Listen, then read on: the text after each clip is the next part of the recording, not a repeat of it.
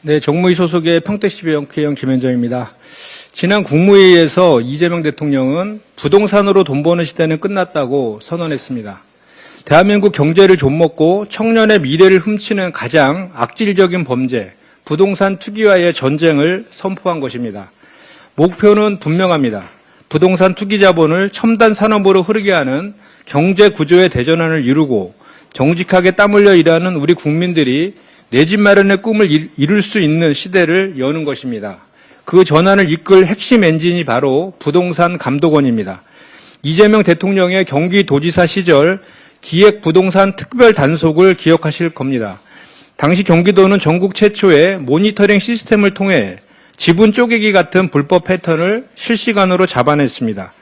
이를 바탕으로 경기도 특사경 조사부터 경찰 수사 의뢰를 통해 불법 수익 242억 원에 대한 몰수, 추진 보전 신청이 이루어지는 등 전례 없는 성과를 만들어냈습니다. 부동산 감독원은 바로 이 강력한 실행력을 국가 시스템으로 옮겨오는 작업입니다.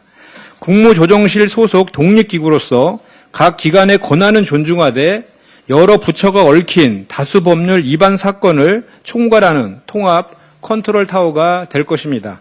특히 각 기관이 포착한 사건의 최종 결과까지 감독원이 관리하도록 했습니다.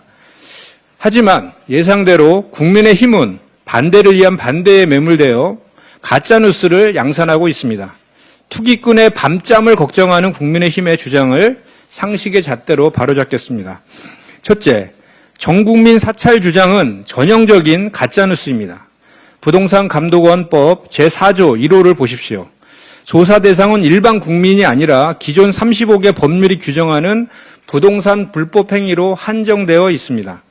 이상거래 징후가 있을 때만 분석하기 때문에 정상적인 거래를 하는 대다수 선량한 국민은 정보 수집의 범위에 포함조차 되지 않습니다. 둘째, 빅브라더 주장은 실체 없는 프레임입니다. 국민의힘은 기존 조직으로 충분하다고 강변합니다. 하지만 현실은 어떠했습니까? 국토부는 실거래만 보고 국세청은 세금만 보고 금융위는 대출만 받습니다. 이 파편화된 정부의 틈새를 투기 세력은 비웃듯 파고들었습니다. 이러한 사각지대를 메우기에 8개 부처가 합의에 도출한 정부 단일 완성안을 통제라고 우기는 국민의 힘의 속내가 무엇입니까? 세 번째, 무영장 계좌 열람은 법리에도 맞지 않는 정치 선동입니다. 지금 이 순간에도 금융위와 금감원은 주가 조작 세력을 잡기 위해 금융실명법에 근거해 영장 없이 금융거래 정보를 활용하고 있습니다. 주식시장 작전 세력을 잡는 건 당연하고 집값 띄우기로 서민 피눈물 나게 하는 투기 세력을 조사하는 건 왜 이연이라고 우깁니까? 더구나 본 법안은 다른 정보들로 불법 확인이 불가능한 경우에 보충적으로 금융거래 정보를 활용하며 협의의 사전 심의와 대상자 통보 그리고 1년 후 즉시 파기를 명문화했습니다. 특히 남용시에는 3년 이하의 징역이라는 처벌 규정까지 두어서 자의적인 정보 수집이 불가능하도록 2중 3중의 안정장치를 완성했습니다. 국민의힘의 논리대로라면 음주 단속은 사생활 침해고 보이스피싱 계좌 추적은 금융자유 침해입니까? 부동산 사기로 우는 국민들보다 투기 세력의 은밀한 거래가 더 소중한 것인지 묻지 않을 수 없습니다.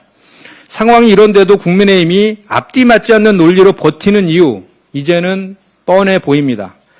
다주택자가 수두룩한 국민의힘, 투기 감시가 두려운 걸 넘어서 사실은 내 집값 떨어질까 봐 겁나는 것 아닙니까? 국민들께서 묻고 계십니다. 국민의힘이 지키려는 건 국민의 주거권입니까? 아니면 투기꾼의 통장 잔고입니까? 부동산 감독원은 국민에게는 든든한 수호천사가 시장 교란범에게는 저승사자보다 무서운 염라대왕이 될 것입니다. 국민의힘은 투기꾼의 방패막이 노릇을 즉각 중단하고 땀 흘려 일하는 사람이 정당하게 보상받는 부동산 정의 실현에 협력하십시오. 더불어민주당은 흔들림 없이 나아가겠습니다. 이상입니다.